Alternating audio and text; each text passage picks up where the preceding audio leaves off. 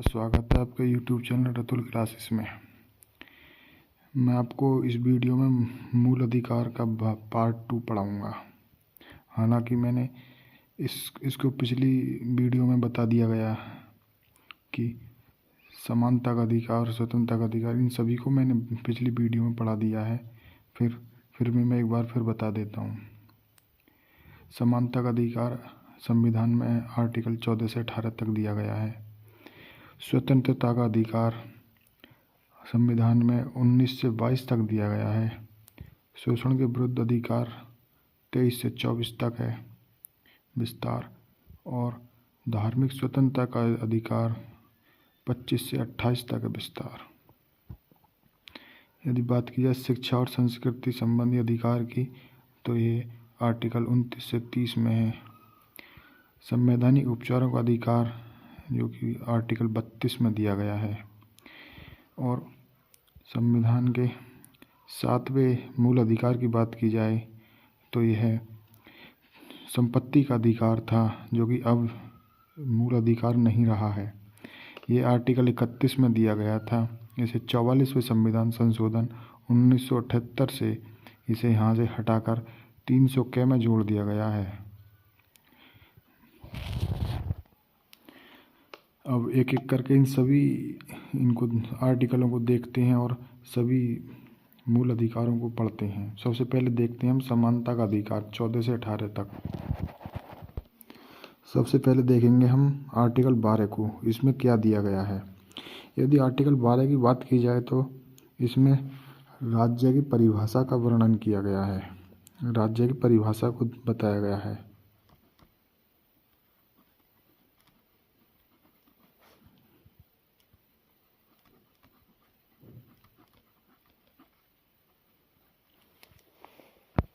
सबसे पहले पढ़ेंगे हम आर्टिकल 12 को। आर्टिकल 12 में राज्य की परिभाषा दी गई है।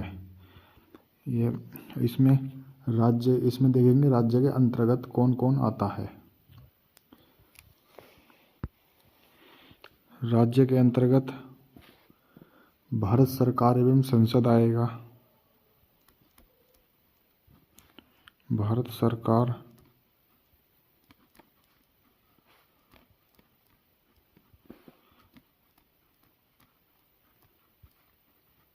संसद आएगी, और राज्य की सरकारें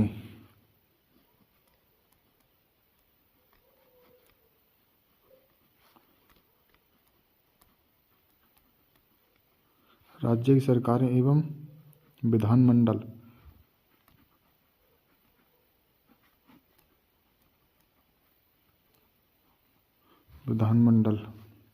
राज्य के अंतर्गत आएगा, और स्थानीय प्राधिकरण भी राज्य के अंतर्गत आएगा।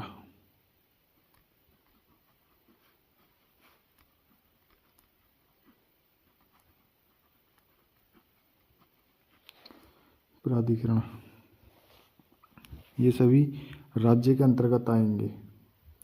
यदि प्राधिकरण की बात की जाए तो इसमें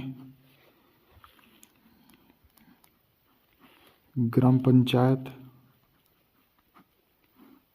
और नगर पंचायत, ये दोनों भी राज्य के अंतर्गत आएंगी। ग्राम पंचायत के अंतर्गत कौन कौन है? जिला पंचायत,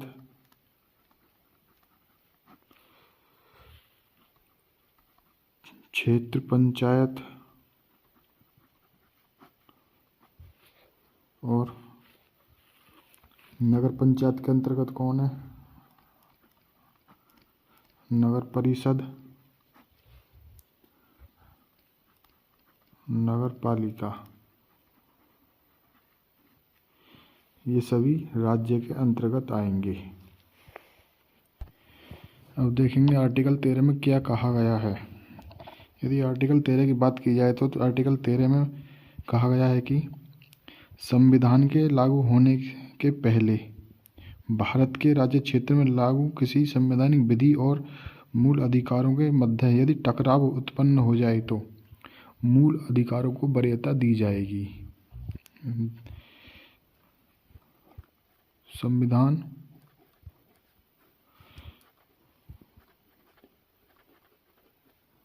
के लागू होने के पहले से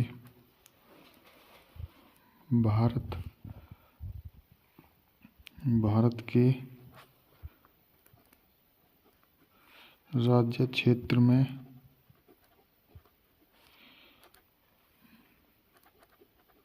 लागू किसी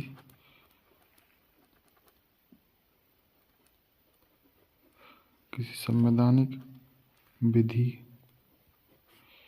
और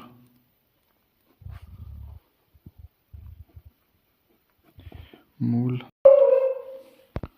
अर्थात सभी के लिए कानून एक समान है, कानून से बड़ा कोई नहीं है।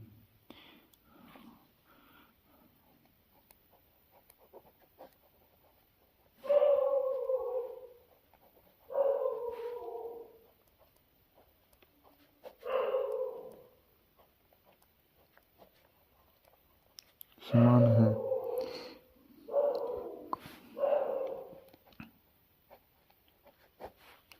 कानून से बड़ा नहीं है।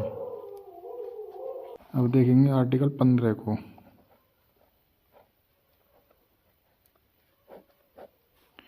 आर्टिकल 15 में कहा गया है कि कोई भी व्यक्ति को, किसी भी व्यक्ति को धर्म, मूलवंश, जाति, लिंग एवं जन्म स्थान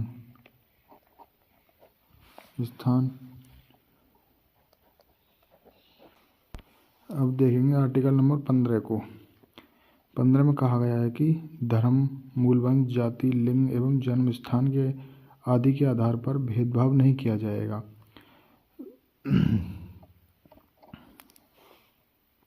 जैसे किसी व्यक्ति को धर्म के आधार पर घृणा की जाती है, मूल वंश के आधार पर घृणा की जाती है, जाति के आधार पर घृणा की जाती है कि ये उस जाति का, लिंग के आधार पर घृणा की जाती है एवं जन्म स्थान के आधार पर घृणा की जाती है कि ये वहाँ का व्यक्ति है, यहाँ आ गया घूमने आदि के आधार पर जब भेदभाव किया जाता है। तो इसमें आर्टिकल 15 में यही बताया गया है कि इनके आधार पर किसी व्यक्ति के साथ भेदभाव नहीं किया जाएगा। अब देखेंगे आर्टिकल नंबर 16 को। आर्टिकल नंबर 16 में दिया गया है कि सभी नागरिकों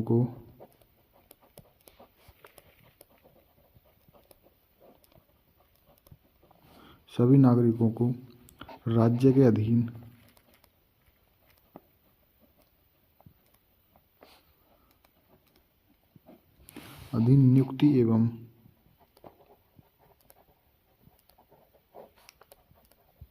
नियुक्ति एवं रोजगार में अवसर की समानता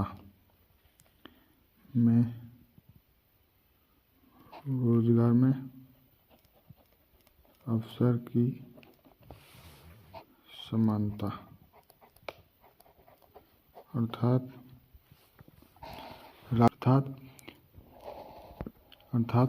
राज्य के सभी नागरिकों को किसी भी अवसर में, रोजगार के अवसर में भेदभाव नहीं किया जाएगा। सभी को समान अवसर पैदा किए जाएंगे। इसी आर्टिकल के द्वारा ही आरक्षण का प्रावधान किया जाता है। जैसे कि ईडब्ल्यूएस के 10% आरक्षण और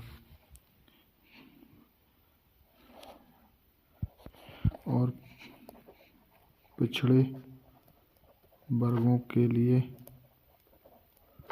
27% आरक्षण का प्रावधान इसी अनुच्छेद के तहत किया जाता है। नोट में एक पॉइंट लिख लेंगे कि किसी भी आरक्षण की अधिकतम सीमा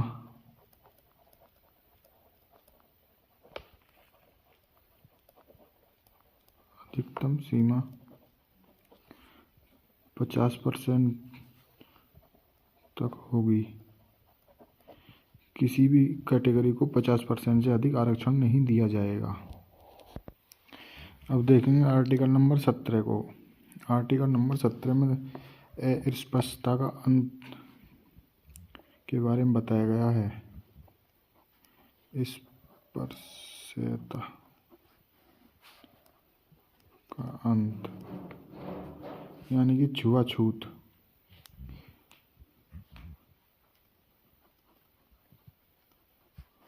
इसको छुआछूत कहते हैं। अस्पृश्यता निवारण अधिनियम 1955 के तहत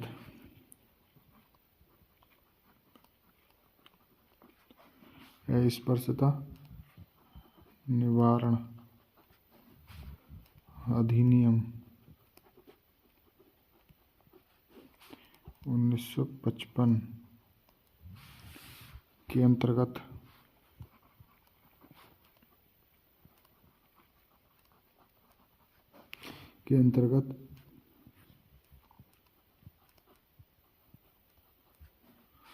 छुआछूत एक दंडनीय अपराध है।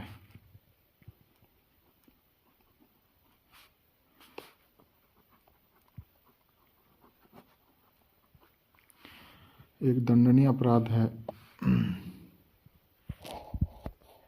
अब देखेंगे आर्टिकल नंबर 18 को। आर्टिकल नंबर 18 में कहा गया है कि उपाधियों का अंत।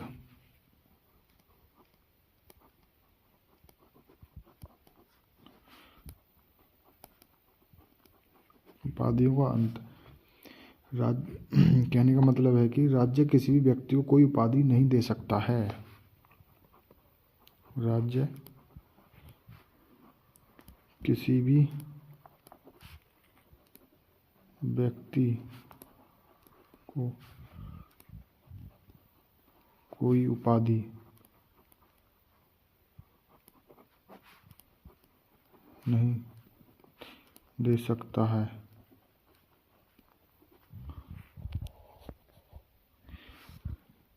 राज्य केवल विधा सेना संबंधी सम्मान दे सकता है। सेना संबंधी